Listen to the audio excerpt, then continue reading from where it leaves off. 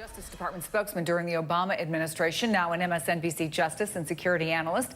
David French, a senior writer at National Review, is also an attorney. Nick Ackerman is a former U.S. attorney and prosecutor during Watergate. So much to get to. But David, let me start with you. I mean, does it worry you that a member of the president's legal team had such a difficult time answering what was a pretty straightforward question and denied in a kind of a convoluted way saying what clearly he had said? Well, what you have here is, once again, a member of the president's defense team trying to clean up one of his tweet messes. So the president tweeted something out that was very, very declarative, that may have been ahead of the facts. We don't even really know. We have leaked reports that contradict or that support the president's tweet. His legal team is saying that that's not true. So we have confusion. We don't know where things are right now, and this is typical of this investigation so far.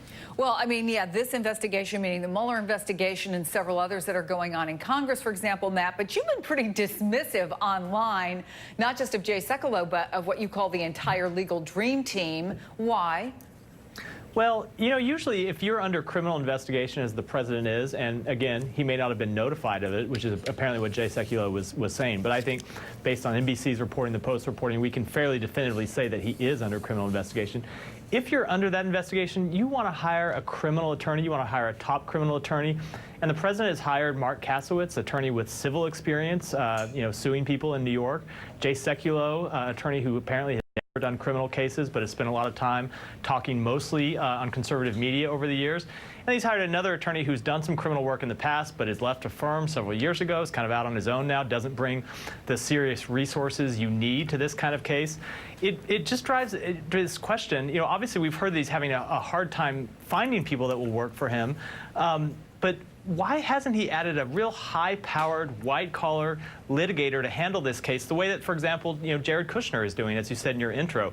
It is a bizarre experience that a president in this much potential legal jeopardy is treating it so unseriously. Yeah, I want to go back to Jared Kushner, but Nick, MSNBC did rerun this weekend its special on Watergate, so I was reminded of all the players then and the names. I mean, the names of everybody involved. A lot of obviously very big players in the legal world. Is Matt right about that? Are you a little surprised at the way this has all gone so far? Yeah, I'm totally shocked. I would think he'd have a real well-seasoned criminal, white-collar criminal defense lawyer. There is nobody on his team that really works within the federal criminal system. And you would think there would be. I mean, whether Trump says he's under investigation or he doesn't say he's under investigation, the fact of the matter is he's under investigation. Just by virtue of what he has admitted to with respect to his meetings and firing of former FBI Director Comey. So he needs somebody out there coordinating the defense team. Now, the problem with coordinating is, I think coordinating and Donald Trump don't actually go together. I don't think you could get Donald Trump to coordinate anything that would make any strategic sense here. Well, which brings me, David, to something you wrote recently for the National Review, and I'm going to quote you here. President Trump's fate depends not just on the things that happened before, but also on his self-discipline going forward. And I assume you're referring to the tweets, and I'll let you expand on that. But my other question is, when you hear what Sekulow had to say, and then you see Kellyanne Conway going on and again denying that there was even any investigation, which makes you wonder, well, if there's a witch hunt, who's the witch? I mean, if, you know, why is the president so upset if it's not him? How much of this is him and how much of it is his staff? Even if he's made mistakes, and I think everybody can agree to the fact that he should stay off of Twitter, particularly when it comes to an ongoing investigation that may or may not involve him, but probably does.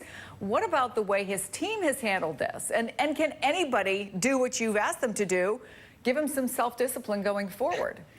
Well, you know, who knows? I'm not optimistic about that. Look, there's a couple of things. Number one, when I talk about his conduct going forward, whenever there's an active federal investigation, your conduct can put you in criminal jeopardy, even if you're innocent of any of the underlying charges being investigated. We've seen this happen again and again with Martha Stewart, for example, and for Scooter Libby. Now, one thing I think you're seeing in the president's spokespeople is their PR strategy is, in a lot of ways, also their legal strategy. Because let's not forget that impeachment is a political process. This is something that the political branches of government do. So if you can win a PR battle, you can be guilty of underlying federal criminal statutes and still survive as a president. Just ask Bill Clinton. Is that what you see going on here, Nick, that there's a part of this is about the impeachment process, about a political strategy, and the other folks are going to handle the legal part of this? Well, there clearly is a political strategy combined with the legal. It's just not very well coordinated.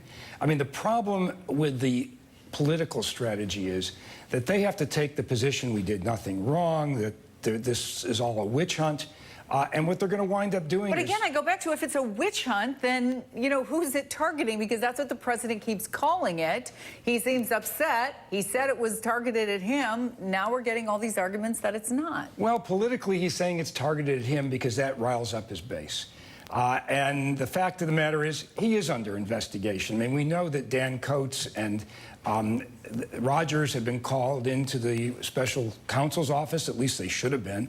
And if they were, you know that that made it back to the White House. So they know that the special counsel is talking to lots of people. And one of the people they're obviously asking about, Matt, is Jared Kushner. Now, there's this report in the New York Times that he's going to add more trial lawyers. Look, he can afford it, number one. Number two, I think there probably were more than a few people you may have known in the Obama administration who were never charged with anything, who felt that they needed to lawyer up. Is this just a smart move on his part? And, you know, people who may be very partisan may want to read something into it, but it's a little too early to do that? Or do you read something into this? Well, in Jared Kushner's case, it could be something. I think for most part, people at the White House will be smart to be making contact with counsel and potentially retaining counsel at this point, because for Mueller to pursue this investigation, he's really trying to figure out what is in Donald Trump's state of mind when he asked Comey to back off the Flynn investigation, when he fired Comey. And I suspect he's going to subpoena all of Trump's aides and put them in the grand jury and ask him questions about that. And everyone that's in that situation should be getting an attorney. But Jared Kushner has his own personal legal exposure as well. Don't forget, it's been reported that he is under scrutiny for his own ties, potentially to Russian businessmen, for the meeting he held with Ambassador Kislyak that he did not disclose on his security form.